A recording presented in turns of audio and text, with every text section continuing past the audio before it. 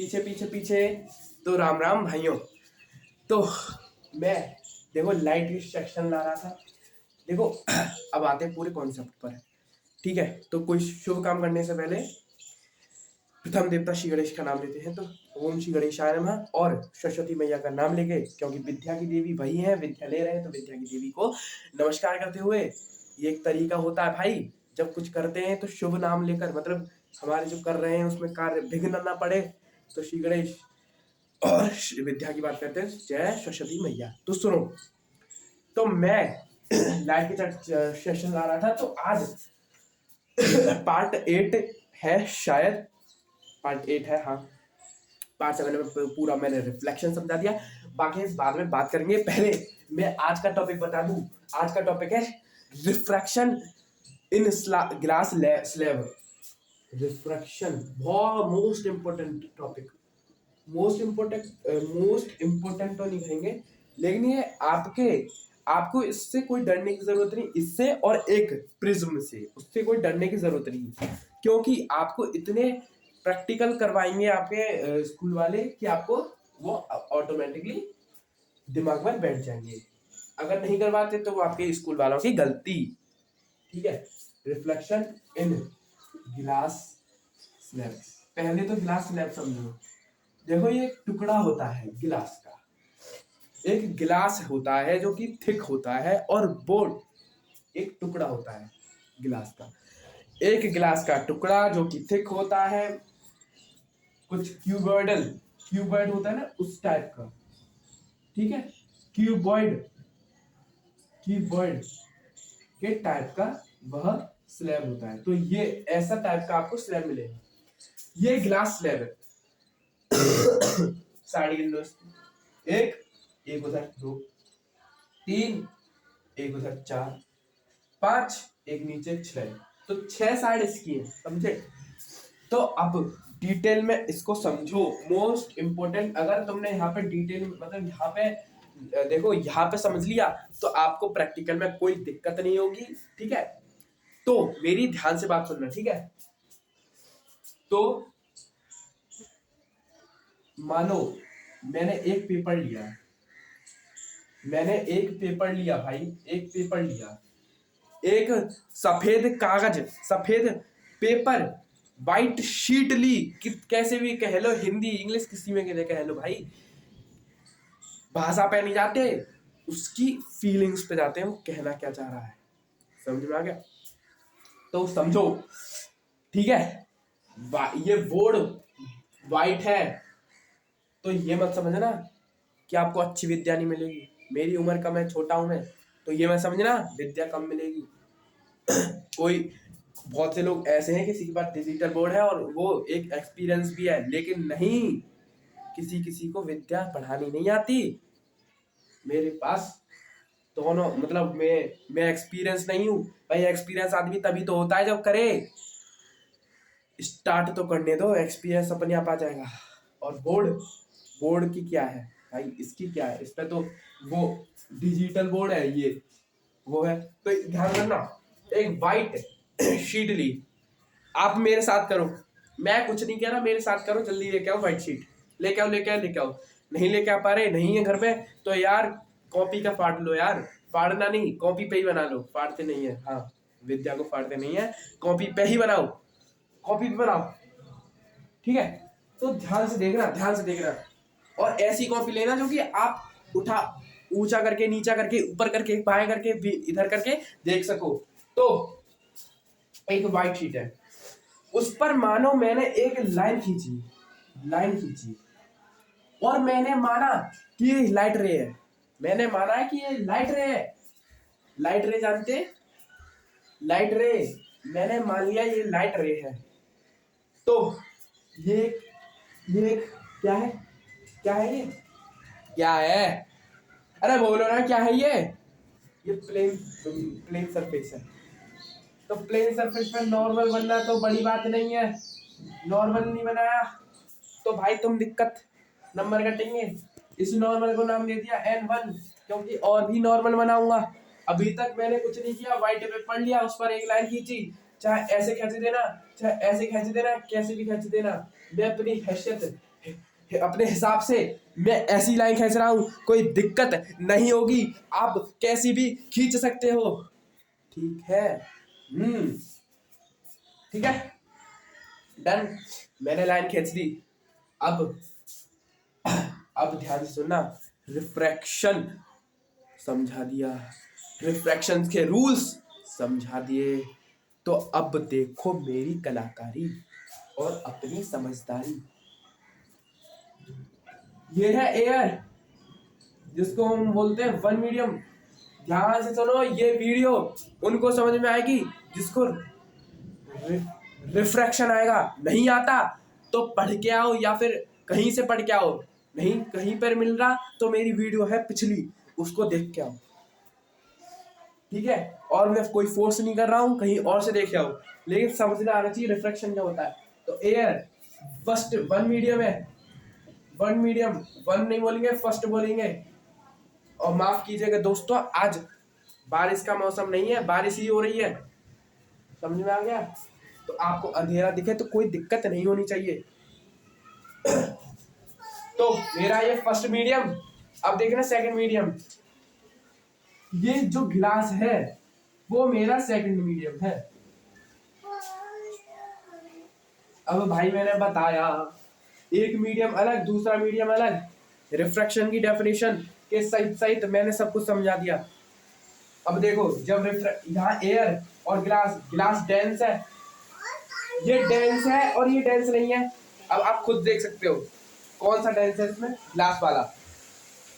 तो जब डेंस होगा, तो जब मैंने रिफ्रैक्शन के रूल समझाए तो क्या समझाया था भाई कि ये लाइन सीधी की बजाय, ये लाइन सीधी की बजाय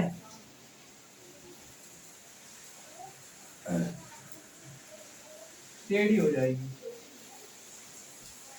सीधी की बजाय अभी भी सीधी लग रही है। रुको रुको, अब तो ठीक है। हाँ, ध्यान से देखना, ये थोड़ी टेढ़ी हो गई। देखना ध्यान से देखो, कोई दिक्कत नहीं होनी चाहिए। देखो ध्यान से, ये लाइट रेज आई, ये नॉर्मल बल्ब जब आई तो यहां से कुछ बेंड हो गई, ये जानी ऐसे चाहिए थी,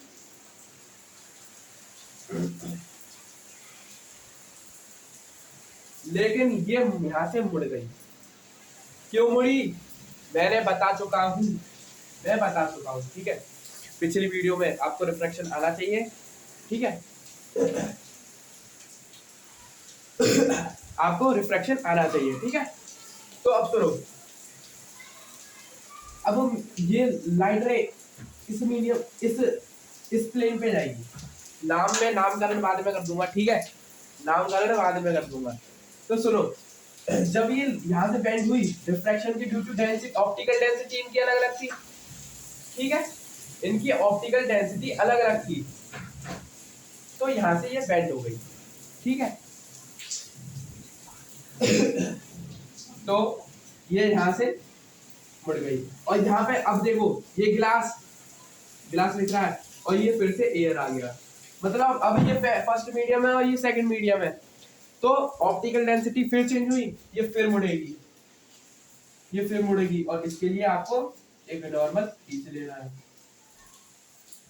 ये फिर मुड़ेगी और ये मुड़ गई, ये गई। समझ में आ गया? ये यहाँ पे मुड़ी, फिर यहाँ मुड़ गई, ठीक। ये यहाँ पे क्यों मुड़ी? क्योंकि यहाँ पे ऑप्टिकल डेंसिटी थी। यहाँ पे क्यों मुड़ी? क्योंकि यहाँ पे ऑप्टिकल डेंसिटी थी, इसलिए ये यहाँ पे ऐसे मुड़ गई, ठीक है, ठीक। अब इसके नाम जानो, नामकरण करते हैं। ये एक प्लेन पर घिरी है, मतलब इंसिडेंट रे। अभी शॉर्ट में लिखूंगा, यहाँ पे सब नाम लिख दूंगा, इंसिडेंट रे, ठीक है। अब ये रिफ्रैक्टेड रे होगी, क्योंकि एक प्लेन से जब रिफ्रैक्टेड रे हो गई तो ये रिफ्रैक्टेड रे, इसको मैं आर बोल सकता हूँ, इसके नाम अभी लिखूंगा, कोई चिंता वाली बात नहीं है। ये नॉर्मल 1, ये नॉर्मल मेरा 2। अब ये जो मेरी रे है, ये इमर्जेंट रे, सब बताऊंगा। इमर्जेंट रे, ये वाला एंगल, एंगल आई, ये वाला एंगल, एंगल आर, और ये वाला जो एंगल है ना, ये वाला, ये एंगल ई होगा, एंगल इमर्जेंट। और ये जो लाइन सीधी जानी थी और जैसे गई, उसके बीच में जो डिस्टेंस होगा उसको हम डी बोलते हैं, मतलब लेटरल डिस्प्लेसमेंट, लेटरल शिफ्ट, बहुत से नामों से इसको जानते हैं। ठीक है, तो पहला आई आर, क्या क्या नाम दिया? Incident ray. आर आर का क्या नाम दिया? रिफ्रैक्टेड। ध्यान से सुनना, रिफ्रैक्टेड बोल रहा हूं, रिफ्लेक्टेड नहीं। रिफ्लेक्टेड और रिफ्रैक्टेड में अंतर। और ये वाली जो आई आर है, ई आर है, वो इमर्जेंट रे, इमर्जेंट रे, इमर्जेंट रे। और डी, जो डी है उसको बोलते हैं लेटरल, लेटरल शिफ्ट या फिर डिस्प्लेसमेंट। ठीक है, और N1 नॉर्मल 1, N2 नॉर्मल 2। ठीक है, और क्या बचा? Angle I, angle of incident,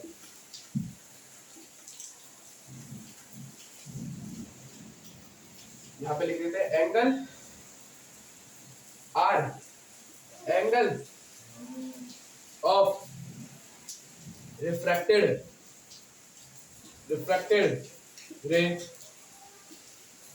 अब जो आखिरी चीज angle E, angle of emergent.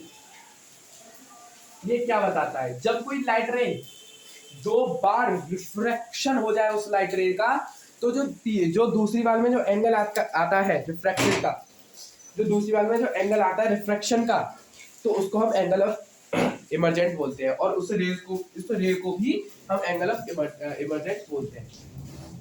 अब देखो, ये तो हो गई एक विजुअलाइजेशन। अब देखना, अब इसको करते कैसे हैं। आपको न्यूमेरिकल वैल्यू भी तो चाहिए, न्यूमेरिकल वैल्यू भी तो चाहिए। अब आप एक शीट लो, उस पर ये लाइन खींचोगे ना। अब इसका बिल्कुल सही सटीक, ये तो सिर्फ समझने की बात थी। अब इसको निकाला कैसे जाए उसको समझते हैं। ठीक है, तो इसको मैं दोबारा समझाऊंगा। ठीक है, तो देखो यहां से देखना, यहां से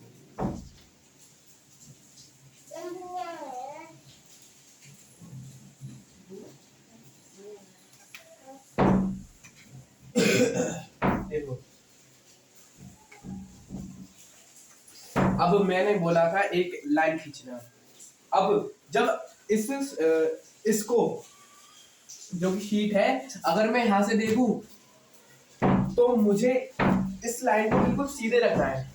मतलब मुझे इसका सिर्फ एक 1 पॉइंट दिखना चाहिए, 1 पॉइंट।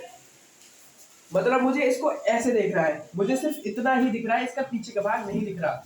मुझे इसको ऐसे नहीं देख रहा, ऐसे नहीं देखना है जिसमें मुझे ये भी दिख रहा है, ये भी दिख रहा है। ऐसे देखना है बिल्कुल 1 पॉइंट में, बिल्कुल 1 पॉइंट में मुझे ऐसे देख रहा है। ठीक है, तो जब मैं यहाँ से 1 पॉइंट में देखूं और जब ये सीधी लाइन मुझे 1 पॉइंट में दिखाई दे, तो मुझे यहाँ पे दो पिंस लगानी है। ठीक है, जब मैं 2 पिंस देखो, यहाँ पे लाइन खींचने से पहले हम यहाँ पे भी पिंस लगाएंगे। यहाँ पे पिंस लगा देते हैं। यहाँ मैंने एक पिन, यहाँ दूसरी। अब जब मैं यहाँ किसी, देखो यहाँ देखो, यहाँ देखो, कहीं पे देखो, मुझे ये पिछली वाली पिन नहीं दिखनी चाहिए। कहीं पे भी देखो, पिछली वाली पिन नहीं दिखनी चाहिए, ऐसे समझते हैं। आपको एक ऐसा एंगल मिल जाएगा जिससे आपको पीछे वाली, मतलब इस वाली पिन से ये पीछे वाली ढक जाएगी, मतलब दिखेगी नहीं।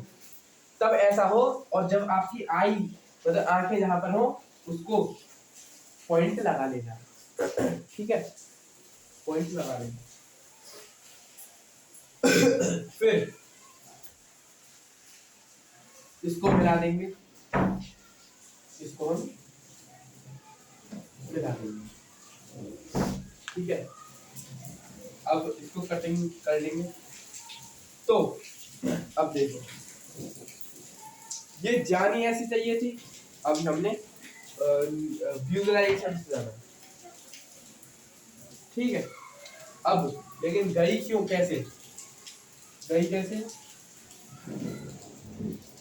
गिर कर मुड़ गई। यहाँ पे रिफ्रैक्शन हो गया ड्यू टू, यहाँ पे रिफ्रैक्शन हो गया। किसकी वजह से रिफ्रैक्शन हुआ? ये रिफ्रैक्शन हुआ ऑप्टिकल डेंसिटी की वजह से। हाँ, आपको ये दो पिंस बाद में विजुअलाइजेशन के लिए लगानी है यहाँ पे। उसको सुनो पहले, इसको सुनो, अब शुरू से सुनो, समझो। यहाँ पर मैंने दो पिंस लगाई, अब आपको यहाँ पर ऐसे देखना है कि ये पिन, ये दूसरी वाली पिन गायब हो जाए। यहाँ पे देखना है दूसरी वाली पिन गायब हो जाए, तो आपको कुछ ऐसा आएगा। जब आप इसको पिंस को मिलाएंगे, जब हमारा ये नॉर्मल होगा, तो हमको इन पिंस के साथ ये मिला देना है। ठीक है, ग्लास स्लैब को बड़ा कर लेते हैं इस तरह से। देखो यहाँ से ध्यान से देखना, यहाँ पर कुछ बेंडिंग,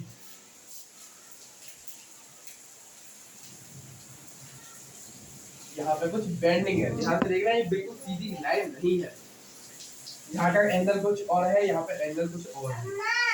ठीक है, यहाँ का एंगल कुछ और, यहाँ का एंगल कुछ और, यहाँ पे बेंडिंग हो गई। लेकिन आपने जब यहाँ से देखा था तो बिल्कुल पीछे वाली पिन ढक रही थी उससे, तो ये सीधी लाइन।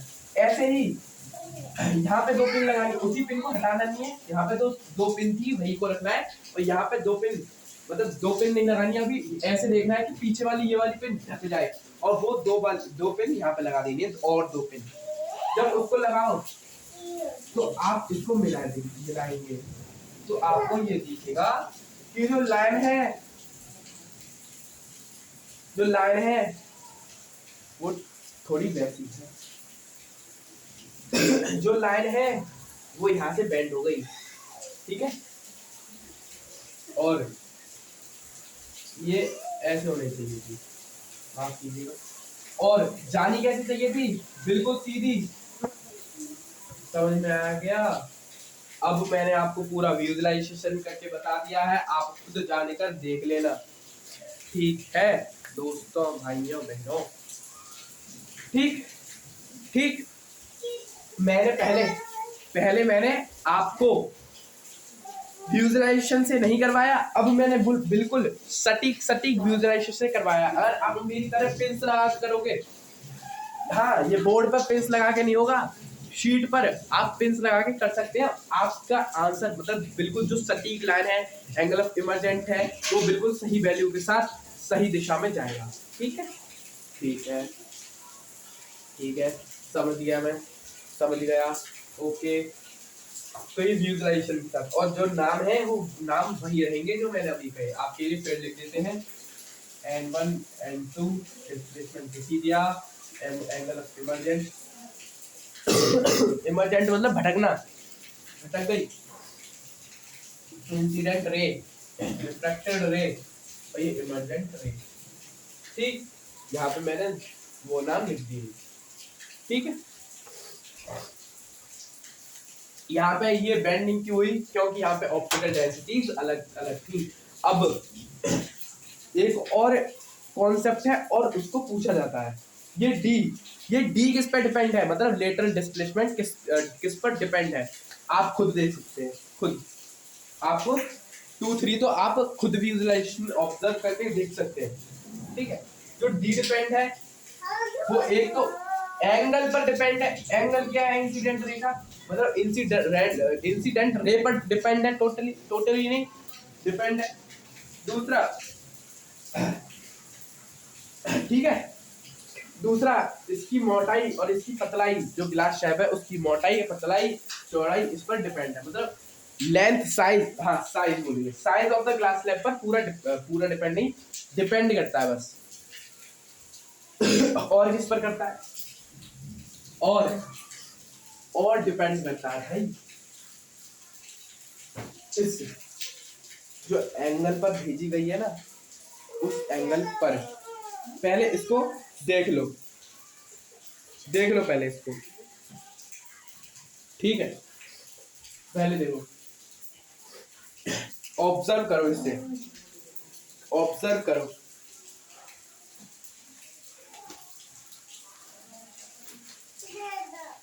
ऑब्जर्व करो, ऑब्जर्व करो। दो चीजें आपको ऑब्जर्व हो रही होंगी, और जो इसकी मेजरली 4 थिंग्स है, 4 पर डिपेंड है डी।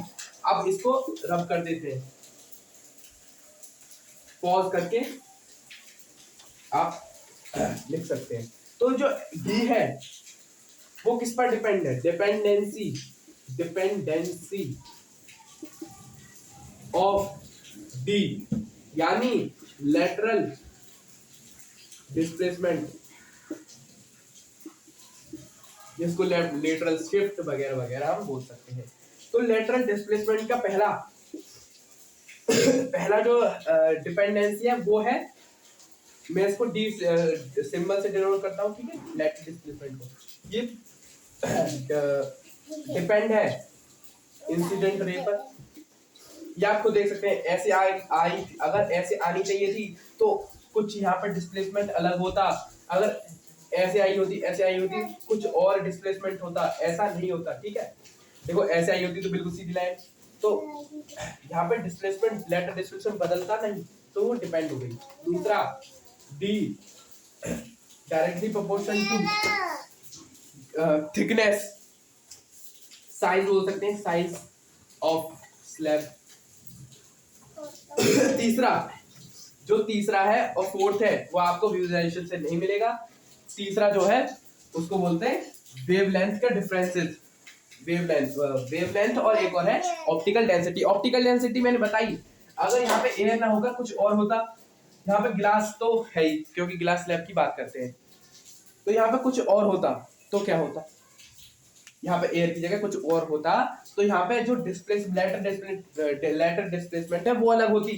तो डी डायरेक्टली प्रोपोर्शन टू किस पर? डेंसिटी पर। यानी जो ऑप्टिकल डेंसिटी का डिफरेंस है उसको रिफ्रैक्टिव इंडेक्स बोलते हैं, रिफ्रैक्टिव इंडेक्स। आगे इसका टॉपिक आएगा, चिंता मत करना, रिफ्रैक्टिव इंडेक्स। अभी रुको, 5-10 मिनट की वीडियो रह गई है, 5 नहीं 2-3 मिनट की। 4 ये आखिरी डिपेंडेंसी है, आखिरी डिपेंडेंसी ये है, जो डी है वो डिपेंड है किस पर? फोर्थ डिपेंडेंसी है मेजरली, जो डी है वो डिपेंडेंट है वेवलेंथ पर। अब वेवलेंथ का टॉपिक आपको समझ नहीं आएगा तो मेजरली 3 ही लिख के आने होते हैं, ठीक है? तो मैंने आपको चारों बता दिए। वेवलेंथ मतलब जो लाइट रे होती है ना, उसकी जो वेवलेंथ है वो कितनी, मतलब आपने कभी सुना होगा कि लाइट, जो हेडलाइट्स, जो क्या बोलते हैं उसको, ट्रैफिक लाइट्स होती हैं, उसमें रेड लाइट क्यों लगाते हैं, मोस्ट क्यों लगाते हैं? क्योंकि भाई वो दूर से स्टॉप के साइन पर रेड लाइट दूर से दिख जाती है, उसकी वेवलेंथ बहुत ज्यादा है इसलिए लगाते हैं। तो वेवलेंथ मतलब घनी कह सकते हैं, या फिर दूर से दिखने वाली कह सकते हैं, या फिर चुभनी वाली ऐसे कह सकते हैं। तो वेवलेंथ वो होती है, मतलब यहाँ पे ब्लू फेंकी, ग्रीन फेंकी, रेड फेंकी, तो डिस्प्लेसमेंट अलग होगी। तो आपको समझ में आ गया होगा। तो आगे मिलते हैं और मजेदार वीडियो के साथ। तो धन्यवाद दोस्तों, आगे मिलेंगे और अगले अच्छे टॉपिक के साथ।